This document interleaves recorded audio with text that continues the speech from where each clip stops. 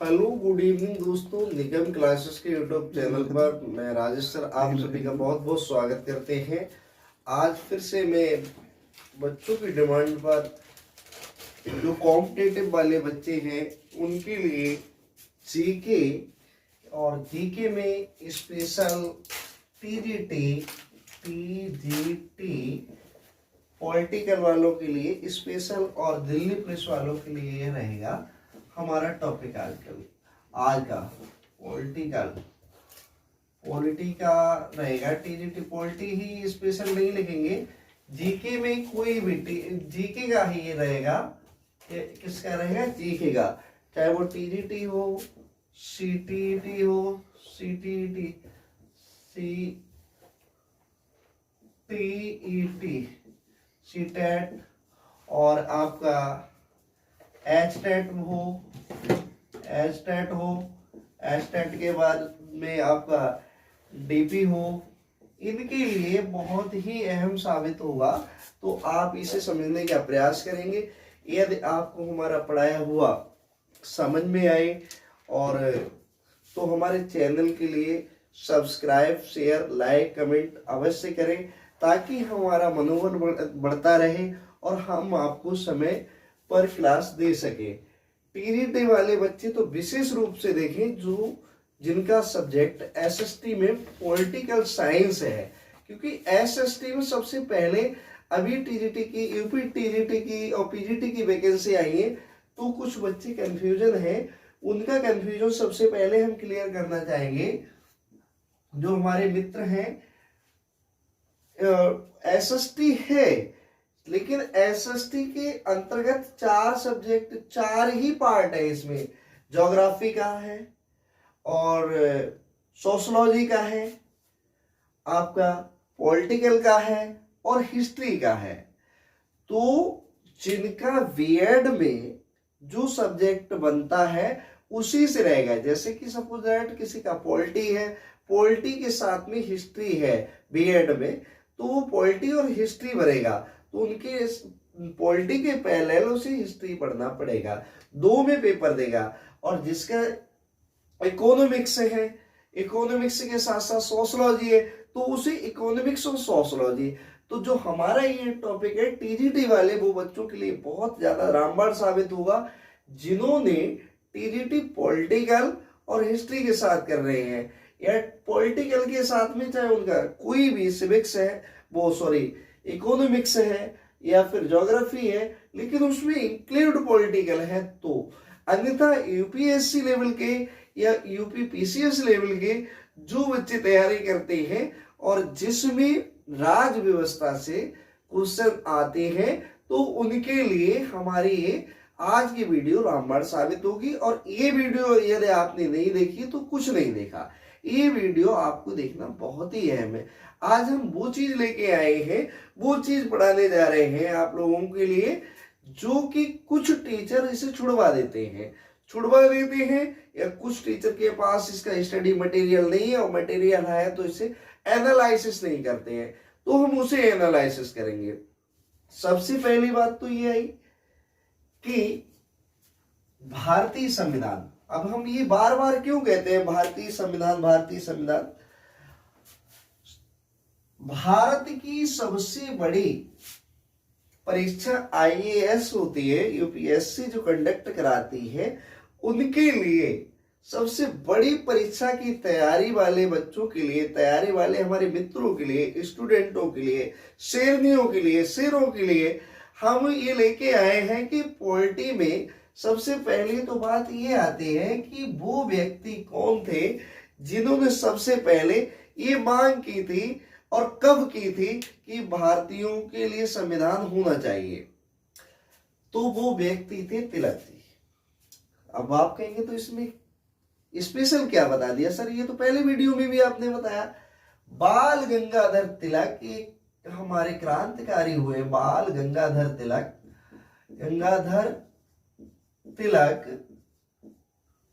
जिन्होंने 1885 में 1885 में स्वराज के माध्यम से ये कहा था कि भारतीयों के लिए संविधान सभा, संविधान की आवश्यकता है और भारतीयों के लिए संविधान होना चाहिए।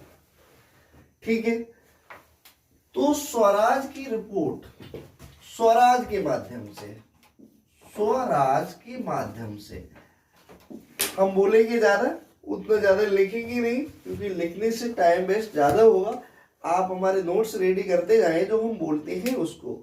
स्वराज के माध्यम से, तो स्वराज के माध्यम से, तो स्वराज की रिपोर्ट, स्वराज की रिपोर्ट जो भी, देखिए मात्राओं की गलती पर बिल्कुल न जाए क्योंकि यहाँ पर हम हिंदी को न पढ़ाते हैं। स्वराज के माध्यम से सबसे पहले स्वराज की के लिए प्रस्तुत किया एक अंग्रेज व्यक्ति था जिसने ये ताना मारा और कहा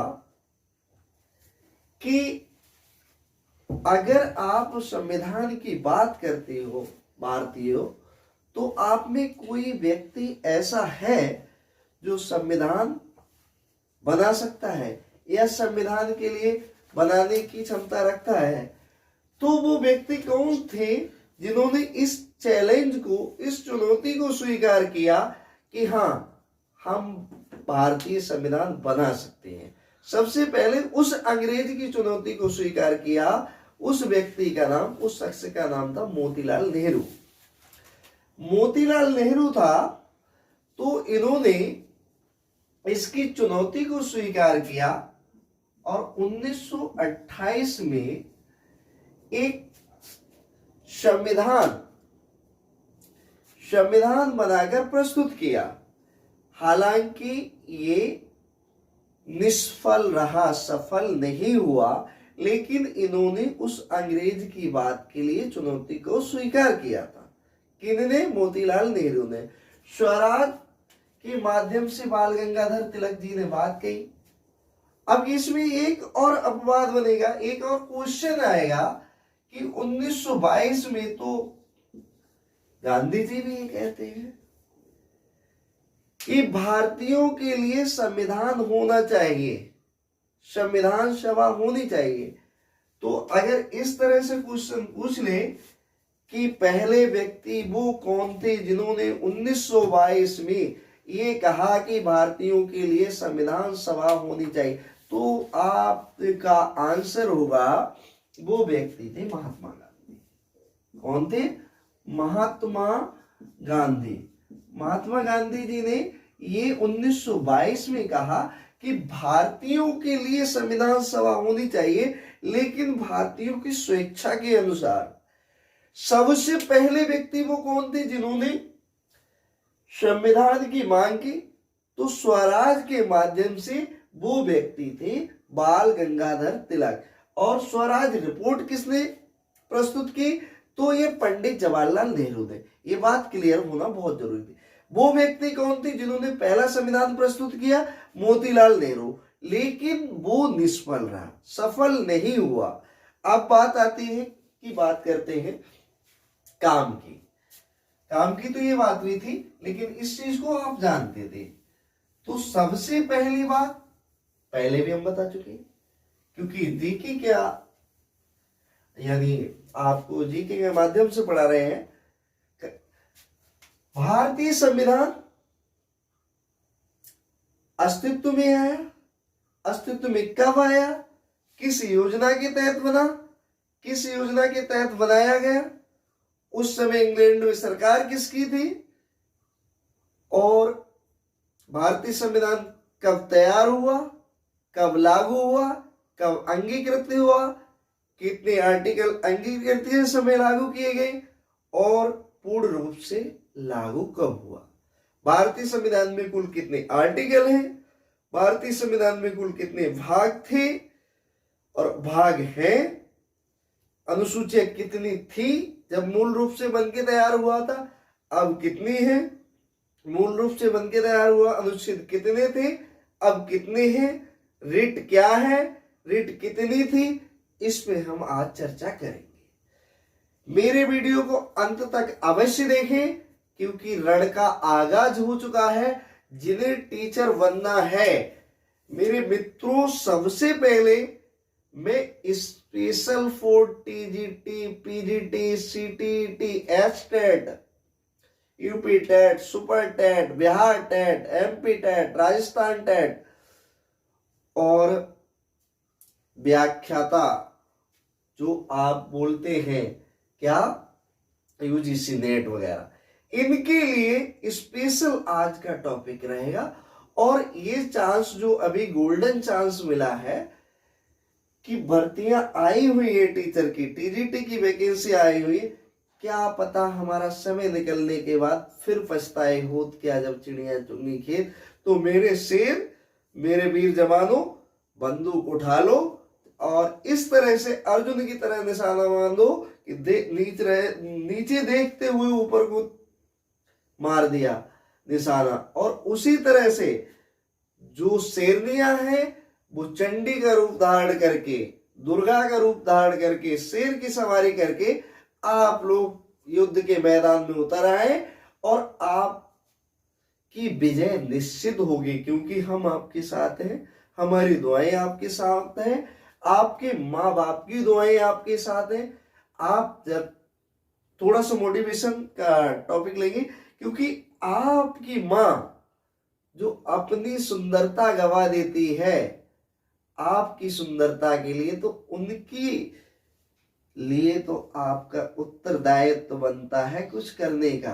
क्योंकि मैं समझता हूं आज मेरा स्वास्थ्य ना ठीक होने पर भी आपके लिए वीडियो लेके आया हूं। तो चलिए अब आपके जीके पे बात करते हैं।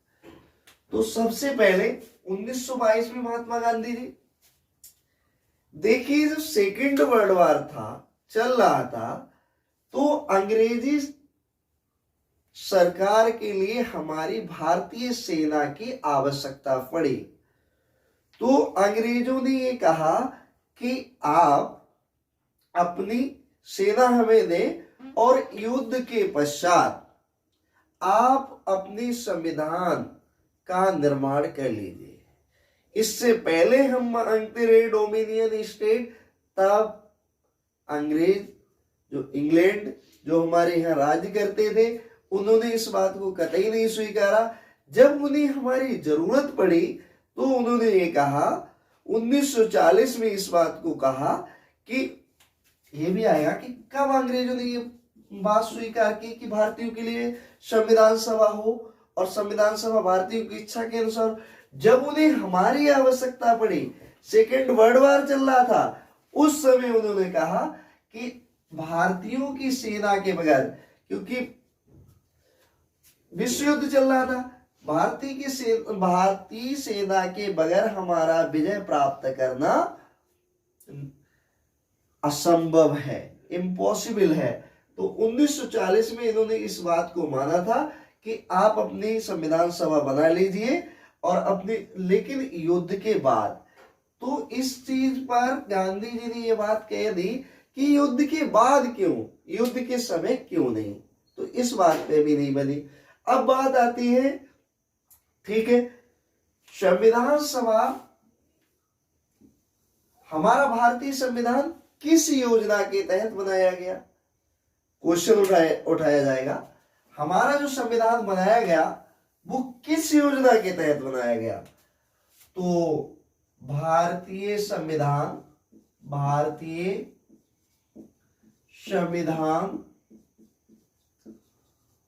एक क्वेश्चन ये आएगा, किस योजना के तहत बनाया गया।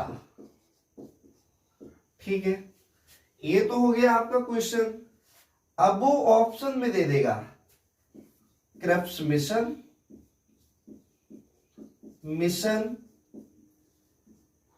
दूसरा दे देगा बी बेबेल योजना, तीसरा दे देगा कैबिनेट मिशन,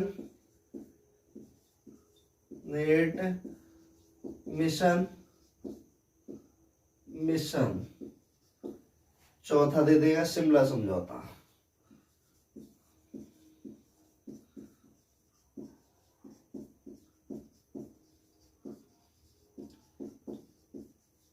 तो मित्र इस चीज को कतई आप, बहुत बच्चे गलती करते हैं क्रिप्स मिशन में।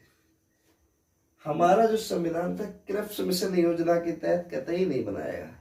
दूसरी गलती करते हैं बेबेल योजना। बेबेल योजना, शिमला समझौता कहाँ हुआ था और कब हुआ था ये भी नहीं।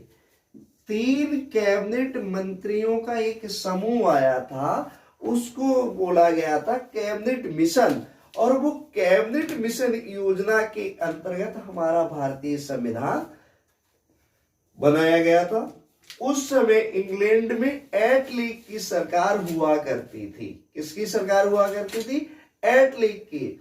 इससे पहले विंस्टन चर्चिल की जब सरकार थी वहां पर, तो विंस्टन चर्चिल की सरकार में क्रिप्स मिशन भेजा गया था, तब हमारा भारतीय संविधान नहीं बना था। तो कैबिनेट मिशन योजना के तहत हमारे, अब आप कहेंगे कि सर ये कैबिनेट मिशन, वैसे हमने प्रीवियस टॉपिक में इसका वर्णन किया गया। आज हम जीके के माध्यम से आए हैं, आपको क्वेश्चन हल करा रहे हैं और क्वेश्चन देंगे भी। 50 से 60 क्वेश्चन आपके क्लियर कराएंगे, और वो क्लियर कराएंगे जो आपको पेपर में आएंगे, जरूर आएंगे, अवश्य आएंगे। यूपीएससी, टीजीटी, पॉलिटिकल से जो भी पेपर देगा उनको ये देखने को मिलेंगे। तो कैबिनेट मिशन योजना के तहत बनाया गया 3 कैबिनेट मंत्री। अब कैबिनेट मिशन योजना के तहत बनाया गया, और उसने ये क्वेश्चन ना पूछ के उसने ये पूछ लिया कैबिनेट मिशन योजना के तहत तो बनाया गया, उस समय इंग्लैंड का प्रधानमंत्री कौन था? इंग्लैंड का प्रधानमंत्री कौन था? तो वो दे देगा विंस्टन चर्चिल, एटली, 2 ऑप्शन कोई और दे देगा। तो विंस्टन चर्चिल की सरकार जब तक जा चुकी थी, विंस्टन चर्चिल तो कतई नहीं चाहते थे कि भारतीयों की संविधान सभा हो, भारतीयों का संविधान बन के तैयार हो। तो विंस्टन चर्चिल की जब सरकार इंग्लैंड से गई और एटली ने गद्दी संभाली, तब वहां के 3 कैबिनेट मंत्री आए, उनको नाम दिया गया कैबिनेट मिशन, और उस योजना के तहत हमारा भारतीय संविधान बनाया गया। अब आप कहेंगे ठीक है सर, भारतीय संविधान कैबिनेट मिशन योजना के तहत बनाया गया। अब कैबिनेट मिशन योजना में वो 3 मंत्री कौन कौन आए थे? तो 3 मंत्री थे sir Patrick Lawrence, Stafford Cripps और A B Alexander. Sir Patrick Lawrence इस कैबिनेट मिशन योजना के अध्यक्ष थे। इस कैबिनेट मिशन जो आया था उसके अध्यक्ष सर पैट्रिक लॉरेंस थे, और ये 2 सदस्य के रूप में थे। ये क्लियर हुआ होगा? चलो, ये क्लियर हुआ। ज्यादा डीपली पढ़ाने के लिए तो हमें कम से कम 10,000 घंटे की क्लास लेनी पड़ेगी, तो उसे आप ध्यान से नहीं सुनेंगे। तो हम आज 10,000 घंटे की क्लास ना लेके 20,000 घंटे की क्लास ले रहे हैं आपके लिए। अब आता है कि हमारा संविधान आंशिक रूप से कब लागू हुआ? आंशिक रूप से हमारा संविधान कब लागू हुआ, और आंशिक रूप से लागू होने का मतलब क्या है? भारतीय संविधान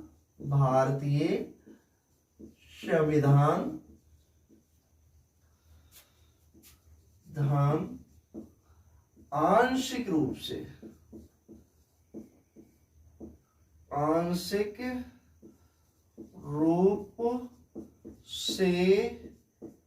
कब लागू हुआ?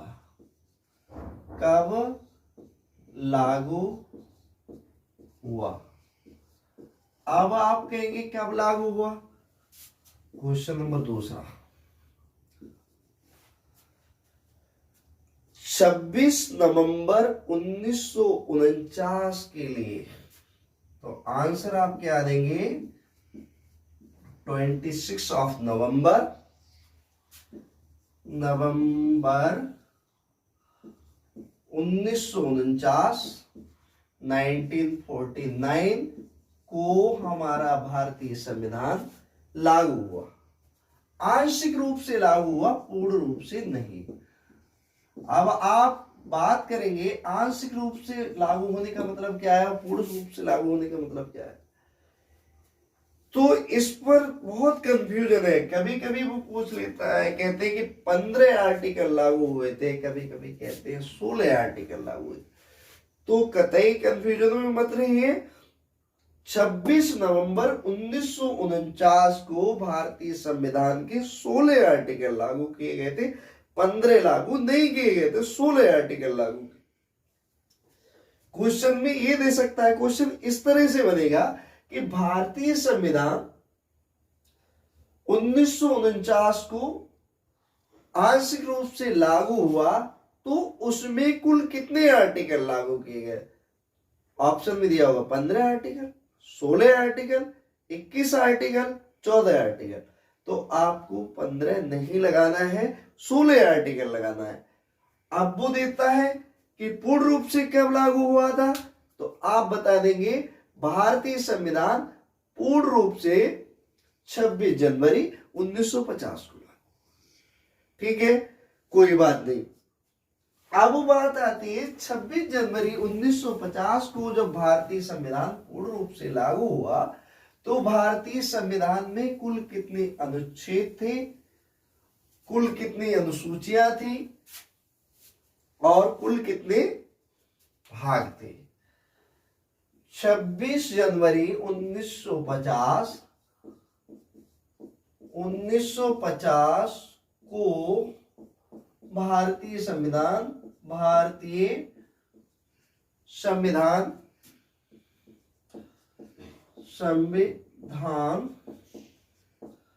जब लागू हुआ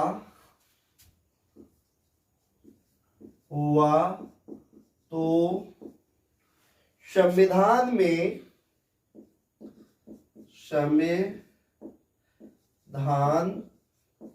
में कुल कितने आर्टिकल, संविधान में कुल कितने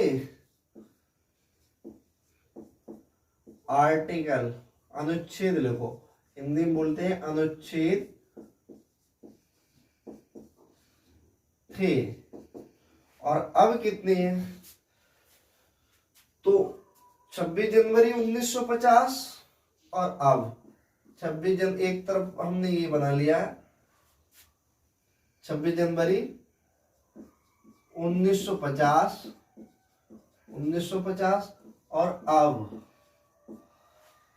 देखिए बच्चे, 26 जनवरी 1950 को जब संविधान लागू हुआ तो 395 अनुच्छेद,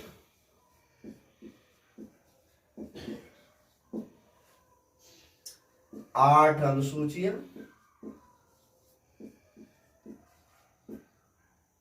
सूची 22 भाग। अब 475 अनुच्छेद,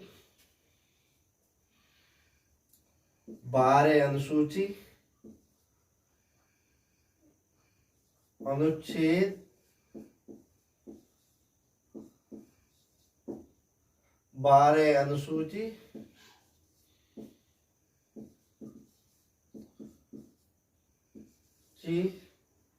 25 भाग। ठीक है, ये तो हमने प्रीवियस में भी पढ़ा दिया था, जो पहले के लेक्चर लिया था।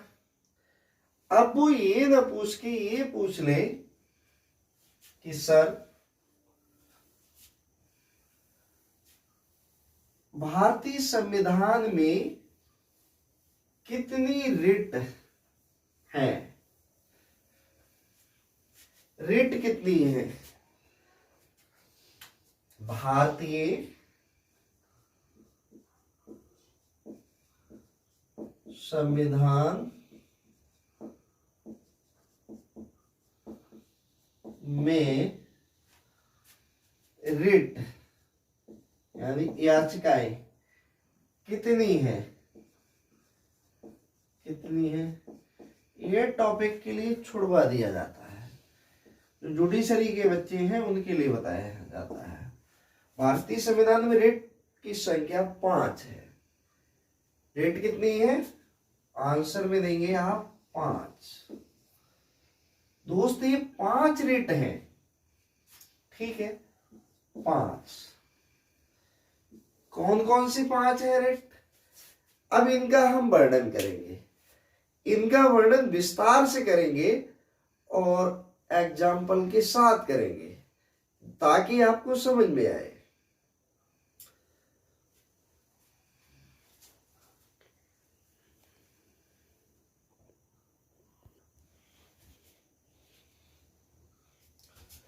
देखिए मित्र, भारतीय संविधान में रिट की संख्या 5 है। नंबर 1 दिया है बंदी प्रत्यक्षीकरण। इसे इंग्लिश में हैबियस कॉर्पस बोलते हैं। हैबियस कॉर्पस क्या होता है, बंदी प्रत्यक्षीकरण क्या होता है? तो सबसे पहले आप इसे समझने का प्रयास कीजिए। भारतीय संविधान में जो रिट है ये बहुत जरूरी है आपको जानना, और इसमें बंदी प्रत्यक्षीकरण आपकी रिट नंबर 1 है, बंदी प्रत्यक्षीकरण। और ये बंदी प्रत्यक्षीकरण का मतलब क्या होता है, तो एग्जाम्पल की दृष्टि से देखेंगे। बंदी प्रत्यक्षीकरण, बंदी प्रत्यक्षीकरण, हैबियस कॉर्पस जिसे बोलते हैं इंग्लिश में, हैबियस कॉर्पस में ये बोलते हैं।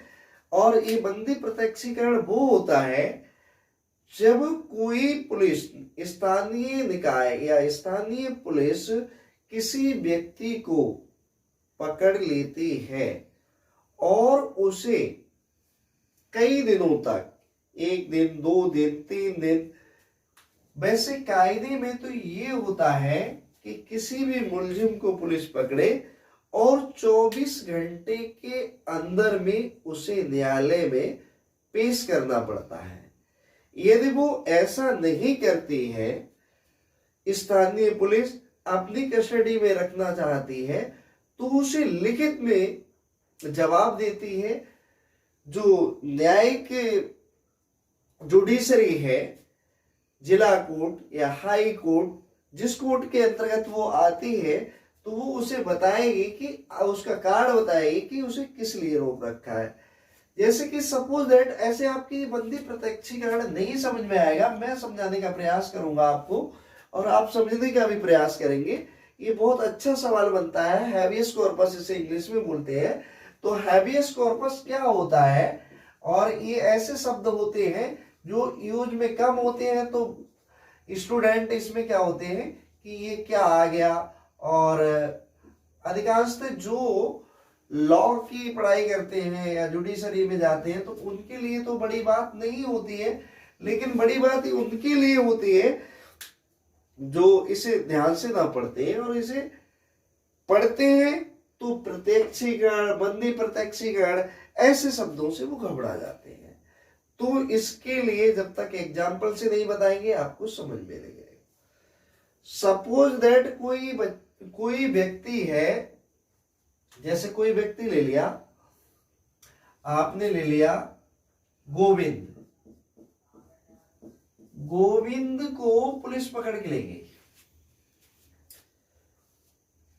स्थानीय पुलिस पकड़ के ले गई, और उसके घर वालों ने इंतजार किया कि वो कोर्ट में पेश करे, और हम कोर्ट से क्या करें, कोर्ट से जाके हम कोर्ट में से उनके लिए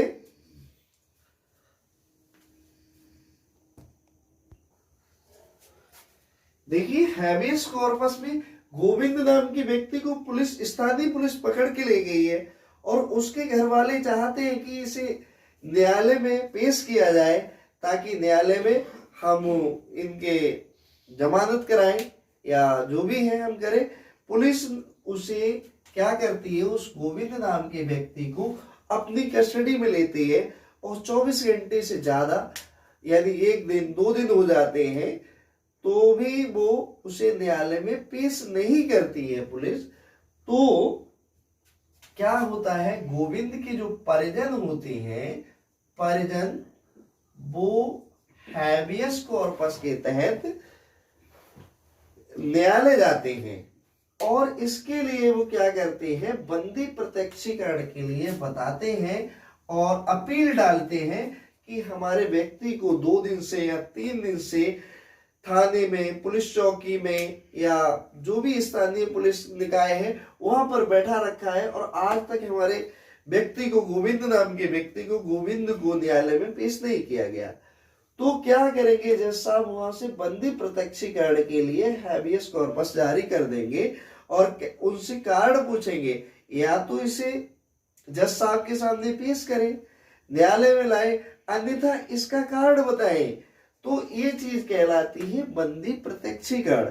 ये रिट होती है, बंदी प्रत्यक्षीकरण ये होती है। वैसे लीगल तो ये होता है कि कोई भी व्यक्ति जब पकड़ा जाता है तो उसे 24 घंटे के अंदर में स्थानीय पुलिस या निकाय पुलिस जो भी है वो यानी न्यायालय में उसे 24 घंटे के बाद या 24 घंटे के अंदर में प्रस्तुत करे।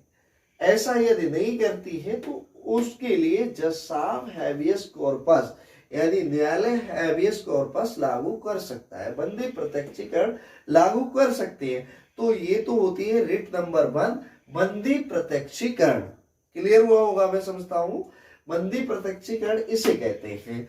अब अगला आता है आपका मैंडामस। मैंडामस परमादेश क्या होता है, परमादेश, परमादेश। तो परमादेश पे बात करेंगे हम। मैंडामस, मैंडामस क्या होता है भैया, तो मैंडामस पे हम बात करते हैं। इंग्लिश में बोलते हैं मैंडामस और हिंदी में से बोलते हैं परमादेश। ये भी न्यायालय की भाषा है परमादेश। हम लोग परमादेश नहीं दे सकते हैं, न्यायालय से ही होते हैं। इस पर बात कर रहे थे, मैंडामस क्या होता है, मैंडामस के बारे में बात करते हैं। परमादेश का साफ साफ अर्थ होता है कि हम आदेश देते हैं। परमादेश का मतलब ही होता है कि हम आदेश देते हैं, हम आदेश देते हैं। टू गिव मैंडेट, हम आदेश देते हैं। क्या आदेश देते हैं, आदेश देते हैं, इसी को कहते हैं हम परमादेश। तो ऐसे आपके समझ में नहीं आएगा। To give mandate, mandate, to give mandate का मतलब होता है कि हम आदेश देते हैं। हम आदेश किसे देते हैं, जैसे कि जब कभी भी ऐसी कोई घटना होती है स्थानीय, आपको 2 व्यक्ति हैं, कोई 2 व्यक्ति हैं, जैसे एक राम मान लिया, एक श्याम मान लिया, राम और श्याम। राम और श्याम में क्या हो गया, किसी जमीनी विवाद को लेके झगड़ा हो गया और राम ने क्या काम किया, राम ये बहुत पावरफुल व्यक्ति है और श्याम थोड़ा कम पावरफुल व्यक्ति है। तो राम ने जाके स्थानीय शिकायत की, स्थानीय पुलिस के पास शिकायत की कि इन्होंने हमारी जमीन हड़प ली है राम ने। स्थानीय पुलिस ने उसकी नहीं सुनी और ये चला गया कोर्ट। न्यायालय पहुंचा तो न्यायालय में जाके इसने कहा और अपनी अपील दायर की कि हमारी ऐसे इस तरह से जमीन के लिए हड़प लिया है राम ने और इसके लिए वो पावरफुल व्यक्ति है और निकाय पुलिस कुछ कर नहीं रही है। तो जज साहब क्या करेंगे, परमादेश देंगे। स्थानीय पुलिस के आला अधिकारी के लिए लिखेंगे कि आप श्याम की जमीन राम से दिलवाइए, श्याम की जमीन राम से दिलवाइए। ये स्थानीय पुलिस के लिए जज साहब यानी न्यायालय से एक परमादेश दिया जाएगा। अब क्या होता है कि परमादेश तो इन्होंने दे दिया और फिर भी इन्होंने नहीं दिलवाई। फिर ये फिर पहुंच जाता है दोबारा और कहता है कि हमारी जमीन को जज साहब अभी भी नहीं दिलाया जब आपने। तो फिर ये फरमादेश करेंगे, मैंडामस जारी कर देंगे न्यायालय से जज साहब और तत्काल प्रभाव से उसका कारण पूछेंगे, और उसका कारण यदि नहीं करते हो और इस मैंडामस के लिए आप नकार देते हो, परमादेश के लिए स्वीकार नहीं करते हो, तो क्या करेंगे कि ऐसी कंडीशन में परमादेश को जारी करते हैं। न्यायालय ही इसे जारी करती है और परमादेश स्थानीय निकाय पुलिस के लिए जारी करेगी और इसका फुल प्रयास करेगी कि इसका जमीन दिलाया जाए। प्रयास नहीं, इनके पास अधिकार भी होता है और इनसे कारण भी पूछेगी। तो ऐसी कंडीशन में परमादेश जारी किया जाता है। तो मैं समझता हूं ये परमादेश आपके समझ में आया हुआ। परमादेश ये रेट नंबर 2 आपको पढ़ाया गया है। अभी हम रेट नंबर 2 पढ़ा रहे थे। अब आता है प्रतिषेध। प्रतिषेध क्या होता है? परमादेश का मतलब समझ गए। और हाँ, परमादेश पे एक नोट और लिख लेना, नोट डाल के, परमादेश कभी भी राष्ट्रपति और राज्यपाल के लिए नहीं दिया जाता है। राष्ट्रपति और राज्यपाल के लिए कभी भी परमादेश जारी नहीं होता है। ये जरूर लिख लेना, बहुत ध्यान से लिख लेना। कोई भी न्यायालय कभी भी राष्ट्रपति और राज्यपाल के लिए परमादेश जारी नहीं करती है। ये कोई प्रावधान इस तरह का भारतीय संविधान में नहीं है। अब आप कहेंगे कि ठीक है सर, अब इसके बाद में आता है प्रतिषेध की प्रक्रिया क्या होती है। प्रतिषेध की प्रक्रिया रेट नंबर 3 जो है, प्रतिषेध की प्रक्रिया है, प्रोविशन है। प्रोविशन का मतलब ही होता है प्रतिषेध। प्रतिषेध प्रोविशन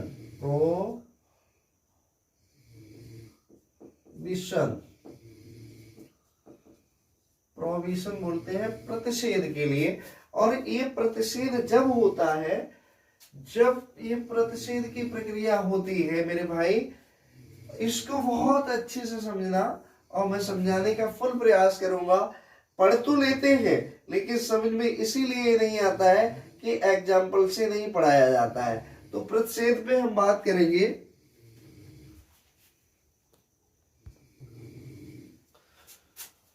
तो देखिए, प्रतिषेध का मतलब होता है मना करना। प्रतिषेध आपको दिखाई दे रहा होगा, प्रोविशन इसका मतलब ही होता है मना करना। क्या होता है? मना करना। तो मना कौन करता है और कब करता है? ये उच्चतर न्यायालय अधीनस्थ न्यायालय के लिए प्रतिषेध करने का कार्य करता है। उच्चतर न्यायालय जो होता है, उच्चतर न्यायालय वो अधीनस्थ न्यायालय के लिए, वह अधीनस्थ न्यायालय के लिए प्रतिषेध करता है। अधीनस्थ न्यायालय के लिए प्रतिषेध करता है। प्रतिषेध करता है। अब ये कैसे प्रतिषेध करता है, इस पे आप सुनिए, इसे समझने का प्रयास करेंगे। सबसे पहले प्रतिषेध का मतलब होता है मना करना। प्रोविशन आपने लिखा हुआ देखा हुआ, कहीं कहीं पे गाड़ी पार्किंग के भी लिए लिखा हुआ देखा होता है प्रोविशन शब्द। और ये जो प्रतिषेध होता है वो उच्चतर न्यायालय अधीनस्थ न्यायालय के लिए, अपर न्यायालय जो होता है लोअर न्यायालय, अपर जुडिशरी लोअर जुडिशरी के लिए ये प्रतिषेध जारी करती है। अब आप कहेंगे कैसे? देखिए मित्र, ये इस तरह से होता है जैसे कोई भी जमीनी विवाद है या किसी भी प्रकार का विवाद है तो वो चलता है, तो प्रतिषेध की प्रक्रिया जारी होती है। और प्रतिषेध की प्रक्रिया किस प्रकार से जारी होती है, एक एग्जाम्पल लेते हैं हम।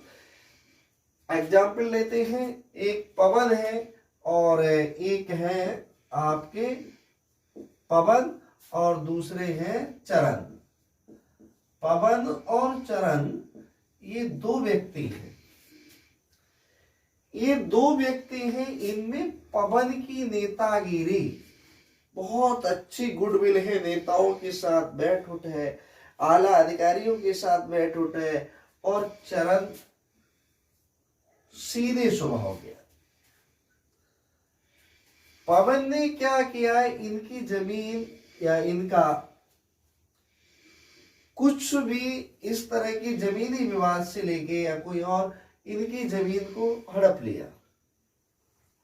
अब क्या काम किया, चरण ने इसकी शिकायत की स्थानीय पुलिस से। इससे पहले भी मैं इस बात को बोल चुका हूं, लेकिन बताना पड़ेगा, बेस एक ही है, स्थानीय पुलिस से। लेकिन पवन की नेतागिरी इतनी अच्छी है कि चरण की कोई नहीं चली, एक नहीं चली, और चरण की जमीन देने को पवन ने मना किया। पुलिस आई, फॉर्मेलिटी अदा करके चले गए, और चरण ने अपनी जमीन नहीं ले पाई। फिर चरण क्या करेंगे, न्यायालय जाएंगे। सपोज दैट एक गांव में रहने वाला व्यक्ति तो जिला कोर्ट जाएगा, जिला न्यायालय जाएगा। जिला न्यायालय में चरण जाते हैं और वहां से मुकदमा डालते हैं, अपील डालते हैं। इस चीज की मुकदमा नहीं कह सकते, अपील डालेंगे कि जज साहब हमारी पुलिस सुनवाई नहीं कर रही है, निकाय पुलिस सुनवाई नहीं कर रही है, स्थानीय पुलिस सुनवाई नहीं कर रही है, और हमारी पवन ने क्या काम किया है, जमीन के लिए ले लिया है, और पुलिस के पास हम शिकायत करने जाते हैं तो पुलिस हमारी एक भी नहीं सुनती है। तो क्या करेंगे, प्रतिषेध के लिए अब ये इनके लिए भेजेंगे, इनके लिए नहीं भेजेंगे। न्यायालय जो है स्थानीय आला अधिकारी के लिए लिखेगा और उनसे जवाब मांगेगा कि ऐसा क्यों नहीं। फिर भी पवन ने क्या काम किया, यहाँ जुडिशरी में भी अपनी गुडविल बना। अब वो जुडिशरी भी काम करना बंद कर देती है, तो फिर एक दो बार अपील डाली। अपील डालने के बाद में क्या हुआ कि चरण की जमीन नहीं मिली। चरण सीधे स्वभाव के तो है, लेकिन चालाक बहुत है। चालाक होने के साथ साथ इतने साल, 2 साल, 3 साल में क्या हुआ, ये जज साहब का ट्रांसफर यहाँ से हो जाता है जिला जज का, और दूसरा जज आता है। फिर इनने अपील डाल दी जाके वहां, और कहा कि सर इस तरह से मेरी जमीन नहीं दे रहे हैं, पवन कब्जा किए बैठे हैं, और चरण अपनी अपील डालते हैं। इनकी अपील के लिए एक्सेप्ट करते हैं, इनकी अपील के लिए जज साहब हैं, जिला जज, वो एक्सेप्ट करते हैं, और फिर क्या काम करते हैं, पवन की गुडविल उनसे भी हो जाती है, और इनकी जमीन का विवाद चलता रहता है। तभी कहते हैं कि जमीनी विवाद सालों साल चलते रहते हैं, ऐसा मैंने बहुत सुना है, आपने भी सुना होगा। अब क्या हुआ कि इतने यहाँ पे, और इस सब पे निगरानी हाई कोर्ट या सुप्रीम कोर्ट बनाए बैठा है। फिर ये अपील डालते हैं, फिर एक्सेप्ट हो जाती है, फिर ये अपील डालते हैं, फिर एक्सेप्ट हो जाती है, और इनकी सुनवाई नहीं की जा रही है बिल्कुल भी। तो जो हाई कोर्ट है, जो नजर बनाए हुए हैं जिला न्यायालय पे, वो इनके लिए प्रतिषेध जारी करेगा, कहेगा मान्यवर आप अपनी सीमा रेखा से बाहर जा रहे हैं, आप अपने अधिकार क्षेत्र से बाहर जा रहे हैं, और आपको ऐसा नहीं करना। देखिए आपको ये तो स्वयं भी पता होगा, अगर हम अपील लेंगे या तो हम उसकी अपील ही खारिज कर दें, अपील भी एक्सेप्ट कर रहे हैं, अपने आप पे क्वेश्चन मार्क तो खुद कर रहे हैं। अगर उस केस में कोई भी कारण नहीं है तो अपील को खारिज कर दो, अपील खारिज कर दोगे तो ऊपर से कोई भी इस तरह का प्रतिषेध नहीं होगा, इस तरह की कोई भी प्रोविजन नहीं जारी करेगा, क्योंकि अपील खारिज होगी। अब फिर आप क्या कर रहे हो, अपील भी ले रहे हो, उसका निर्णय भी कर नहीं रहे हो, फिर अपील डाल रहा है, फिर ले रहे, यानी अपने आप पे क्वेश्चन मार्क उठा रहे हो। इसका मतलब आप स्वयं गलत हो। तब ये अपर न्यायालय लोअर न्यायालय के लिए, यानी अपर जुडिशरी लोअर जुडिशरी पे क्वेश्चन मार्क करेगी कि आप मान्यवर अपने अधिकार क्षेत्र से हटके कार्य कर रहे हैं, ऐसा आपको कतई नहीं करना चाहिए। तो वो क्या करेंगे, प्रतिषेध करेंगे, इनके लिए मना करेंगे, और इसे कहते हैं प्रतिषेध। तो मेरे द्वारा समझाया हुआ एग्जाम्पल आपको समझ में आया होगा। जब दो व्यक्तियों के बीच में विवादित मामला चल रहा हो और उस पर एक व्यक्ति कमजोर हो, एक व्यक्ति ताकतवर हो, नाम तो जो मैंने ऐसा ही लिख दिया, कोई भी नाम हो, तो वो क्या करते हैं, न्यायालय जाते हैं, न्यायालय से भी सुनवाई नहीं होती है, न्यायालय बार बार उनकी अपील के लिए भी एक्सेप्ट करे। न्यायालय तब दोषी नहीं ठहराई जाएगी कि अपील खारिज कर दे, लेकिन न्यायालय क्या कर रही है, अपील को एक्सेप्ट कर रही है। एक बार, दो बार, तीन बार, जितनी बार अपील डाल रहे हैं उसे एक्सेप्ट कर रही है। तो न्यायालय को अपील ही एक्सेप्ट नहीं करनी चाहिए। यदि उस केस में कुछ नहीं है तो अपील खारिज कर दी जाए, तब तो जो अपर जुडिशरी है वो प्रतिषेध नहीं करेगी। तो इसका मतलब सीधा सीधा ये है, अधिकार क्षेत्र से बाहर कार्य करता है जब कोई न्यायालय, तो उसके लिए अपर न्यायालय सीधा सीधा प्रतिषेध कर देता है कि मान्यवर आप अपने अधिकार क्षेत्र से बाहर कार्य कर रहे हैं। और इसको रिट नंबर 3 आप बोलते हैं प्रोविजन। क्या बोलते हैं, प्रतिषेध। अब अगला टॉपिक आपका प्रतिषेध में के बाद में आता उत्प्रेक्षण लेख। उत्प्रेषण लेख, रेट ऑफ सैटरडरी, रेट ऑफ सैटरडरी, सैटरडरी पे आता है। देखिए उत्प्रेषण लेख क्या होता है। उत्प्रेषण लेख, उत्प्रेषण लेख जो होता है, इस पर हम आपसे बात करेंगे मेरे भाई। उत्प्रेषण का लेख का मतलब होता है कि कोई कागजात या कोई कागजात का लेखा जोखा मांग लेना ही उत्प्रेषण लेख कहलाता है। जैसे कि सपोज दैट कोई केस है, कोई केस की सुनवाई चल रही है लोअर केस में, और उसका लोअर जुडिशरी में उसके अपर जुडिशरी को ये अधिकार होता है कि उसके बारे में वो उनसे कागजात मांग सकती है कि इसका मुझे ये कागजात दो, या इसका हमारे पास लेख जारी कीजिए कि ये केस इतने दिनों से पेंडिंग पड़ा है, किस लिए पेंडिंग पड़ा है, क्या कारण है। तो ऐसे में उत्प्रेषण लेख ऐसे बोलते हैं। या किसी के लिए किसी न्यायालय में ज्यादा केस पेंडिंग हो जाते हैं तो उसकी ट्रांसफर की प्रक्रिया भी उत्प्रेषण लेख कहलाती है। यानी लोअर, ये सारे मामले न्यायालय के ही हैं रिट के। ये लोअर जुडिशरी जो है, अपर जुडिशरी जो है लोअर जुडिशरी से क्या करती है, उत्प्रेषण लेख के लिए मांग सकती है कि आप हमें इसके कागजात दो, इस केस के कागजात दो, किसी भी केस की फाइल के लिए मांग सकती है। तो वो कहलाती उत्प्रेषण लेख। अब एक इसमें और आता है अधिकार प्रक्षा।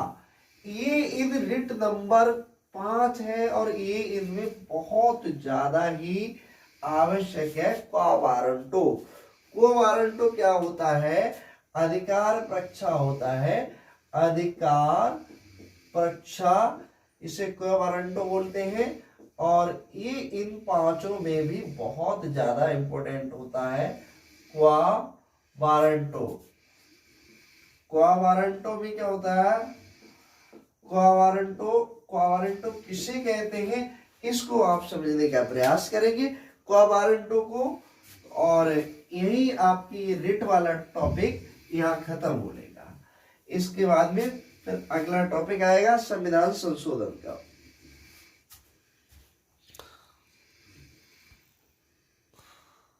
अधिकार प्रक्षा के अंतर्गत, क्वा वारंटो के अंतर्गत ये आता है जब कोई अधिकारी या कर्मचारी अपने दायरे से ऊपर हटके, जैसे सपोज दैट किसी की रिटायरमेंट 55 वर्ष की है, 55 ईयर्स में रिटायरमेंट हो रही है उस व्यक्ति की, और दूसरा व्यक्ति 60 साल में वह वर्किंग है, तो न्यायालय उससे ये क्वा वारंटो जारी करता है। अधिकार प्रक्षा है न्यायालय के पास, वो उससे ये पूछ सकता है कि भैया या तो 55 वर्ष तो ऑलरेडी उम्र है रिटायरमेंट की, लेकिन आप इसके लिए या इस जॉब के लिए 60 वर्ष की अवस्था में कैसे हैंडल कर रहे हैं, इसका कारण मुझे लिखित में या आप हमारे पास प्रस्तुत करें।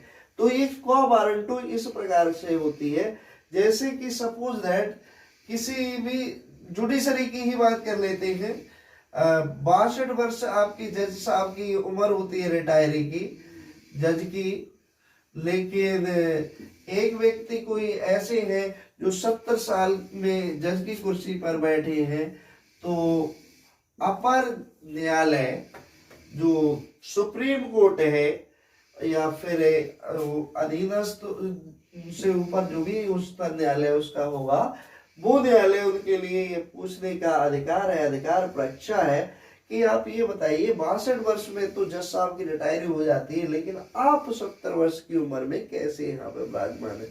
या सपोज दैट किसी टीचर की 55 वर्ष या 60 वर्ष पे रिटायरमेंट हो जाती है, आप 70 वर्ष में कैसे यहाँ बैठे हुए हैं। या कोई पुलिस का व्यक्ति है जिसकी 55 या 60 वर्ष में रिटायरी हो जाती है और 65 वर्ष का व्यक्ति जॉब कर रहा है, तो आप किस ओहदे से कर रहे हैं, इसकी मुझे लिखित में हमें बताइए, इसका कारण बताइए। तो ये कहलाता है हमारा अधिकार परीक्षा। तो रिट का टॉपिक ये क्लियर हुआ होगा। कल हम संविधान संशोधन बताएंगे और कल का टॉपिक बहुत ही अहम रहेगा। इसमें संविधान संशोधन कितने हैं, कितने हुए, कितने आए, कहां से आए, कैसे हुए और आज तक कुल कितने हो गए, कितने पारित हुए। तो मैं आज यहीं पर ये इसका ब्रांड लूंगा। और यदि आपको हमारा चैनल, हमारा निगम क्लासेस का यूट्यूब चैनल पसंद आया हो, हमारी पढ़ाई, हमारा पढ़ाया हुआ, और यदि आपको जॉब प्राप्त करनी है तो हमारे चैनल के लिए सब्सक्राइब अवश्य कीजिए।